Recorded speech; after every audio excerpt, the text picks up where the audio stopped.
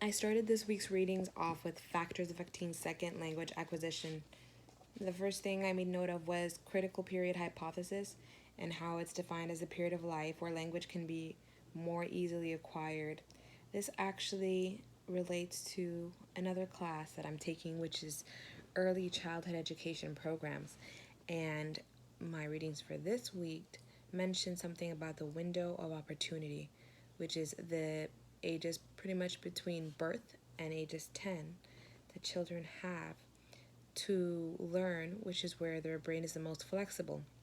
It also mentioned how, contrary to popular belief, adults' brains continue to be flexible throughout the years and the rest of their lives, but not as flexible as children in this time period, in this window of opportunity. So that's why I think that this critical period hypothesis is indeed critical and is indeed a window of opportunity that we should take advantage of, that our children should take advantage of because of that elasticity that at that level at least is rare and it eventually runs out.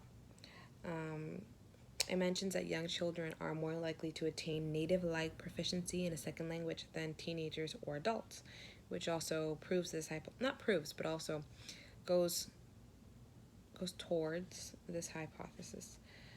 Adults, another mention that this reading made was that adults don't want to give their language identity. So that attributes to that critical period hypothesis because young children, do not have that sense of native language identity or that sense of nationality necessarily as adults do because they've lived years identifying themselves as A, B, and C, whereas children have this less complicated worldview, and I would say that they also have this more unified worldview where they probably not even identify per se, but they see themselves like everyone else. They see similarities. I think adults emphasize differences. Another mention in this reading was the importance of aptitude and that natural ability and how it is key for second language. That easiness in which they're able to learn at a natural in a natural way. It also mentions multiple intelligences, and I personally believe in multiple intelligences. I know, for example, one intelligence that I do not possess is that of logical mathematical intelligence. At least not growing up. I haven't tried my hand at math again because as soon as I finished it for college a few years ago, I did not ever turn back. But that is something that did not come easily to me.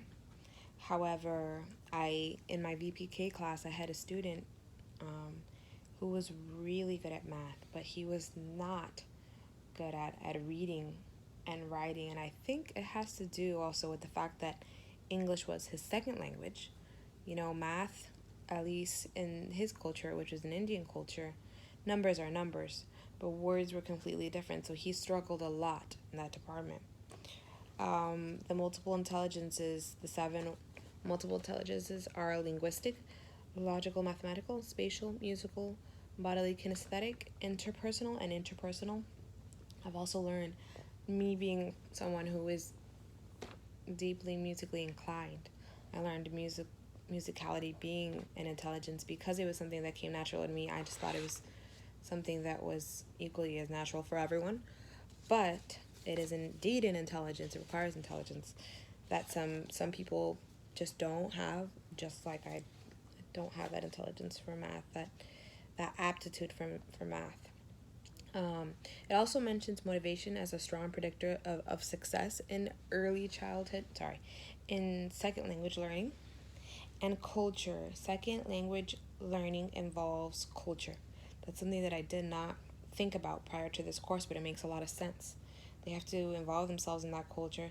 It also says that it should be a second identity and a second language ego. It also mentioned Myers Briggs and the different types of personalities, and it just made me think that perhaps extroverts may learn more easily second languages because not only are they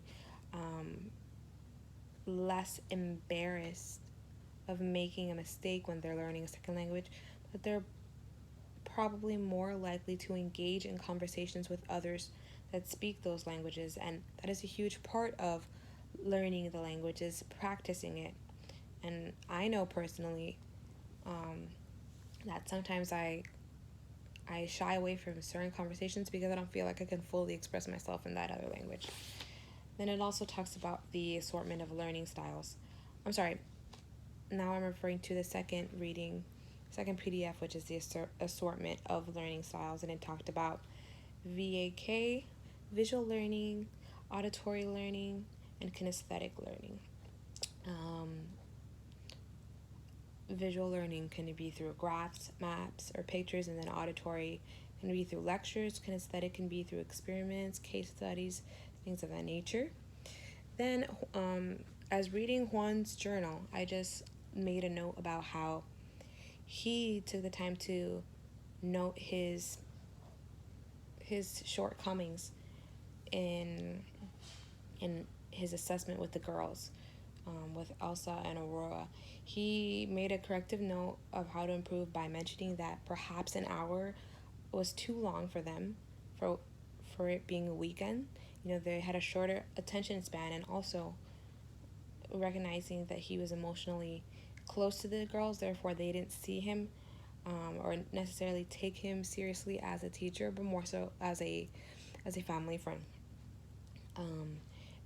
In reference to Tabor's readings and chapter 4, speaking a second language, I made note about the telegraphic speech, which is few content words as entire utterances, and then formulaic speech, which is unanalyzed chunks or formulaic phrases in which situations in which others have been observed to use them. I took note of the cumulative process, which includes number 1 as home language use, number 2 as the nonverbal period, which, as we have learned before, involves the time where children recognize that the language that they use at home is not used outside of the home, and so therefore they can't communicate. And then telegraphic and formulaic use, as I just mentioned, and then productive use, finally being able to implement it. Thank you.